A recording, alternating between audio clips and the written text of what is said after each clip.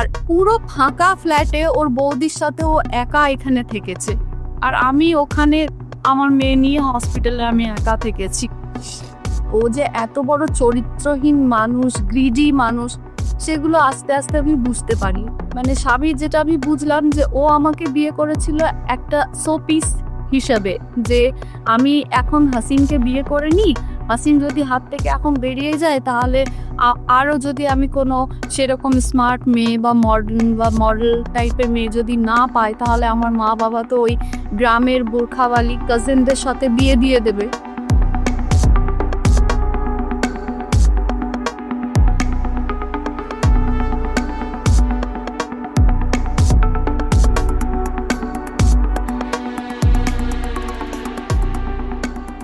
শুনেছো যে যে যে যে অভিযোগগুলো তুমি এনেছিলে স্বামীর বিরুদ্ধে, সেগুলো যদি তুমি আরো একবার একটু মিডিয়ার সামনে তুলে ধরো।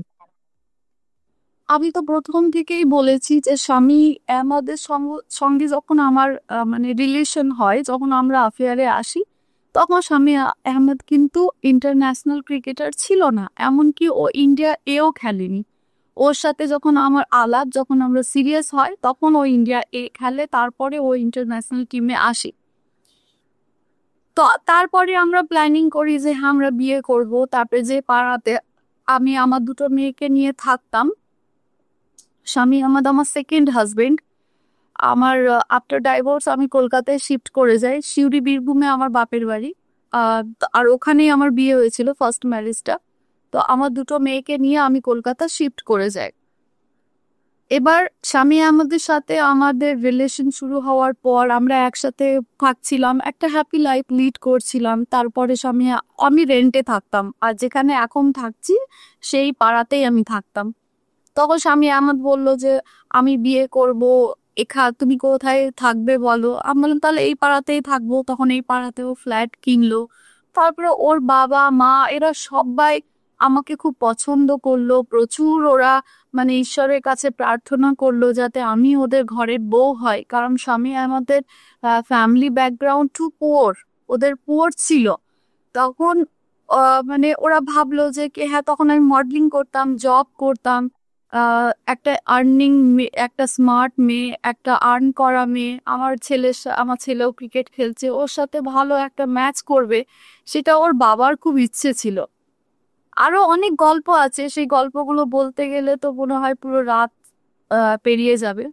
তো যাই হোক, এবার স্বামী আমাদের পরিবারের আর আমার পরিবারদের সামনে বিয়ে হয়। বিয়ে হওয়ার পর মানে স্বামী যেটা আমি বুঝলাম যে ও আমাকে বিয়ে করেছিল একটা শোপিস হিসাবে, যে আমি এখন হাসিনকে বিয়ে করে নিই, হাসিন যদি হাত থেকে এখন বেরিয়ে যায় তাহলে আরো যদি আমি কোনো সেরকম স্মার্ট মেয়ে বা মডেল টাইপের মেয়ে যদি না পাই, তাহলে আমার মা বাবা তো ওই গ্রামের বোরখাওয়ালি কাজিনদের সাথে বিয়ে দিয়ে দেবে। তখন আমি সমাজে কি করে উঠবো বসবো এই বউ নিয়ে। তো সেই হিসাবে ও আমাকে বিয়ে করেছিল। করার পর ও আরো ভালো খেলে। যখন আমরা বিয়ে করি তখন প্রত্যেকটা ম্যাচ খেলতো না, তখন টেস্ট ম্যাচের প্লেয়ারও ছিল না। তারপরে টেস্টে ওর নাম আসে, ওর ফেম বাড়ে। যখন আমার সাথে ওর কন্ট্যাক্ট হয়নি, তখন কোনো রাস্তার মেয়ে ওকে ভাও দিত না, এরকম একটা ব্যাপার ছিল। কেউ ওর সাথে কথা বলতো না, মোহনবাগানের মেসে ও একা পড়ে থাকতো। তারপরে আমার সাথে মানে কন্ট্যাক্ট হওয়ার পর আমার বাড়িতেই পড়ে থাকতো আমার মেয়েদের সাথে। এবার বিয়ের পরে ওর ফেম বাড়ে, সমস্ত ম্যাচে ও মানে চান্স পায়, তখন প্রচুর মেয়েদের সাথে ওর কন্ট্যাক্ট হয়। ও যে এত বড় চরিত্রহীন মানুষ, গ্রিডি মানুষ, সেগুলো আস্তে আস্তে আমি বুঝতে পারি। তারপরে ফাইনালি এই কনজুগাল লাইফ লিড করতে আমাদের মেয়ে হয় 2015-তে। মেয়ে হওয়ার পর ওর দাদার সাথে বৌদির সাথে স্বামী আমাদের কোনো মানে কন্ট্যাক্ট ছিল না, কারণ স্বামী আমাদের যে দাদা ছিল হাসিব আহমদ, ও কোনো কিছু কাজ করতো না, ওর বউ ইনকাম করতো, ও বসে বসে খেত। আর তার আগে কারোর গাছ চুরি করে নেওয়া, কারোর কিছু ফ্রড করে নিয়ে নেওয়া, এইসব কাণ্ড করতো। আর ওই পঞ্চায়েত বসতো, আর সেই টাকা পয়সা স্বামীকে মান সম্মান বাঁচানোর জন্য দিতে হতো। এই কারণে স্বামী ও দাদা বৌদিকে একেবারে পছন্দ করতো না, বাট আমি এসব কিচ্ছু জানতাম না, কিন্তু আমার মনে হয়েছিল যে ওরা খুব পুয়ার ফ্যামিলি, আর আল্লাহ তাআলা আমাদেরকে এত কিছু দিয়েছে, তো পুরো পরিবার আমাদেরকে হ্যাপিলি থাকা উচিত, সবাই সবার সাথে মিলেমিশে থাকো। এই হিসেবে আমি ও দাদা বৌদিকে স্বামীর কাছে নিয়ে আসলাম।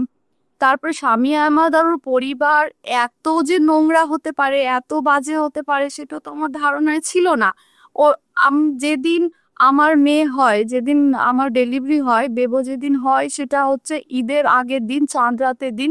আর নিউট্রিয়া হসপিটালে আমি অ্যাডমিট তখন। আর পুরো ফাঁকা ফ্ল্যাটে ওর বৌদির সাথে ও একা এখানে থেকেছে, আর আমি ওখানে আমার মেয়ে নিয়ে হসপিটালে আমি একা থেকেছি। তো একটা হাজবেন্ড যে যখন দেখছে যে কলকাতায় ওর মা বাবা, কোনো রিলেটিভ, কোনো বন্ধু বান্ধব কেউ নেই, আজকে মহিলাটার বাচ্চা হয়েছে, তো হাজবেন্ডকে তো আমার কাছে থাকা উচিত, ও নিজের বৌদির সাথে একটা ফাঁকা ফ্ল্যাটে কেন থাকবে? তারপরে ওর দাদা দেখলো যে স্বামী আমাদের এত টাকা, এত ফেম, এই বাঙালি মেয়েটা এত সব মানে এসো আরামে জিন্দেগি কাটাবে, আর আমরা দেখবো তাকিয়ে তাকিয়ে। তোর বউকে ইনভলভ করে স্বামী আমাদের কাছে, কখনো ওর শালীকে ইনভলভ করে, মানে স্বামী আমাকে নিজের কাছে ওরা মানে ঠিক নিজে গ্রিপে গ্রিপে করে নিল ওকে। এবার আমার যেহেতু এটা সেকেন্ড সংসার ছিল, আমি কোনো রকম ভাবে চাইনি যে সংসারটা আমার ভেঙে যাক। তারপরে আমারও পরিবারের প্রেশার ছিল যে আমি একটা এত নামি দামি লোককে বিয়ে করেছি, সমাজে সবাই অবাক হয়ে বসে আছে, এবার যদি কোনো রকম মানে ডাইভোর্স হয়ে যায় বা কিছু একটা ডিসপিউট হয়ে যায়, তাহলে সমাজের মুখ দেখাতে পারবো না। তো যেই করে হোক এই সংসারটাকে যেইভাবে হোক টিকিয়ে রাখো, এরকম একটা ব্যাপার। তো এই জিনিসটা আস্তে আস্তে বাড়তে বাড়তে এই হাসিব ওর ব্রেন ওয়াশ করতে শুরু করে যে একে রাখা যাবে না, তুই এত বড় ক্রিকেটার হয়েছিস, তোর বউ তো অনুষ্কা শর্মার মতন হওয়া উচিত ছিল, বিশাল বড় একটা সেলিব্রিটি হওয়া উচিত ছিল, দেখ বিরাট কোহলি বিয়ে করলো কিনা, তুই কেন একে বিয়ে করে নিলি, আমরা যা সার্ভিস দিচ্ছি দিচ্ছি, এবার একে সরা আর বড় একটা সেলিব্রিটিকে বিয়ে কর। তারপর থেকে এর এত অসভ্যতামি শুরু হয়ে যায়, মানে ধারণার বাইরে।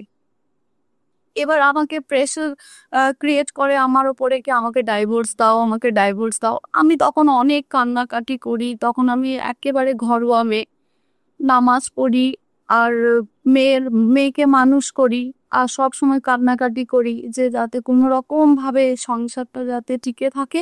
আর আল্লাহর কাছে এটাই দোয়া করতাম যে তাড়াতাড়ি যাতে স্বামী বুড়ো হয়ে যাক, আর আমাদের যাতে 50 ক্রস হয়ে যাক তাড়াতাড়ি, তাহলে আমার আর এই চরিত্রহীনতার ব্যাপার থাকবে না, আর আমার সংসারটা টিকে যাবে। এই দোয়াটা আল্লাহর কাছে করতাম যে তাড়াতাড়ি যাতে আমাদের এজটা কেটে যাক। এরকম মানে অনেক রকম একটা মহিলা যখন সিচুয়েশন, বাজে সিচুয়েশনে পড়ে, তো কি করবে, সে ঈশ্বরের কাছে এইসবই তো প্রার্থনা করবে।